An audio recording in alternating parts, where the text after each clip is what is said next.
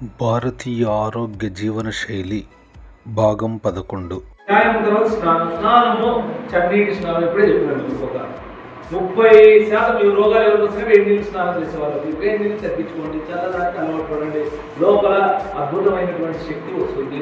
అందుకే స్వాములంతా దీక్ష తీసుకొని సన్నీటి స్నానం చేస్తారు. చల్లనీళ్ళు చేసుకోవడానికి ఇబ్బంది పడితే కుళాయిలు పట్టుకొని స్నానం చేయండి, లేదా బోర్ వేసుకొని వాటర్ వస్తుంది కొంచెం పెంచుకుంటే స్నానం చేయండి. ఎటువంటి పరిస్థితుల్లో వేడి నీళ్ళు స్నానం చేయకండి. చిన్న మార్పు చేసుకోండి, ఆరోగ్యాన్ని కాపాడుకోండి. తర్వాత తాగడానికి గోరువెచ్చని నీళ్ళు తాగండి. ఓ థర్మో ఫ్లాస్క్ తెచ్చుకోండి. స్టీల్ బాటిలే ఉత్తమము. ప్లాస్టిక్ బాటిల్ ఉంటే పక్కన పడేసేయండి. ప్లాస్టిక్ వల్ల ఒరిగేదేం లేదు, జబ్బులు తెప్పిస్తుంది.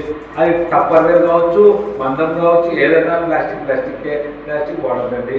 కాబట్టి ఆరోగ్యవంతులు నదీ స్నానము, సముద్ర స్నానం చేయడం ఉత్తమము.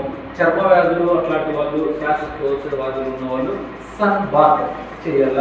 సన్ బాత్ అంటే ఏంటి? సాల్ట్ బాత్ అంటారు. ఉప్పు అనేది దొరుకుతుంది. ఈ ఉప్పు కాదు, ఉప్పు అంటే ఇది నిర్వాలమైన ఉప్పు.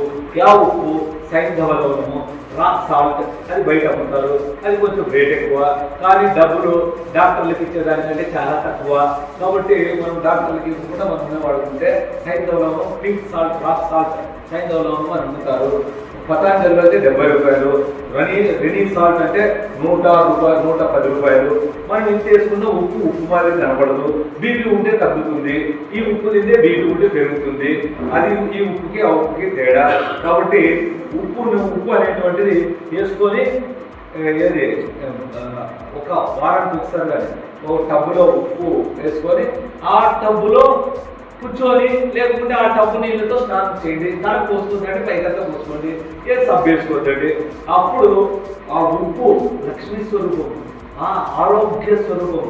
ఈ వైశ్యులు వ్యాపారవేత్తలంతా ఆ వ్యాపారం చేసేదానికి ముందు ఉప్పు మూటలన్నీ పెట్టుకొని ఉంటారు. ఉప్పు సాక్షాత్తు తల్లి, ఆరోగ్యానికి ప్రతీక. ఈ ఉప్పు ఎక్కడ ఉంటుంది? సముద్రంలో ఉంటుంది. సముద్ర స్నానం ఏమైనా వీలైనప్పుడు సముద్రం దగ్గరికి పోతే వస్తు స్నానం చేయాలా? బాగా గుర్తుపెట్టుకోండి. నది పడితే నదిలో స్నానం చేయాలి. ఎందుకు చేయాలా? ఆ నదీ స్నానంలో ఎన్నో భూమిలో ఉన్న లవణాలు, ఔషధాలన్నీ ఎక్కడి నుంచి వస్తాయి? భూమిలోనే అన్ని రకాలైనటువంటి ఖనిజాలు దొరుకుతాయి. అవి కొట్టుకొని వచ్చినప్పుడు ఔషధాలు ఉంటాయి కాబట్టి దానివల్ల మనకు ఆరోగ్యం కలుగుతుంది. నిలువ ఉన్న స్నానం చేయకూడదు. పారే నీళ్ళలో స్నానం చేయాల. సముద్రంలో స్నానం చేస్తే చాలా ఉత్తమము. శ్వాస సంబంధమైన రోగాలు, చర్మ రోగాలు నశించాలి అంటే సముద్రం లేదు కాబట్టి టబ్ బాత్ చేయండి. దాంట్లో ఉప్పు వేసుకొని స్నానం చేయండి. వీలైతే తటాకము, కాలువ, పొలాయి, లేకుంటే లాల్చి పొలాయి స్నానం, లేకపోతే ఏదో ఒకటి ఇంట్లో నీళ్ళతో స్నానం చేయండి. సాధ్యమైనంత వరకు సాల్ట్ వాటర్ లేకుండా మంచి నీళ్ళతో స్నానం చేయండి.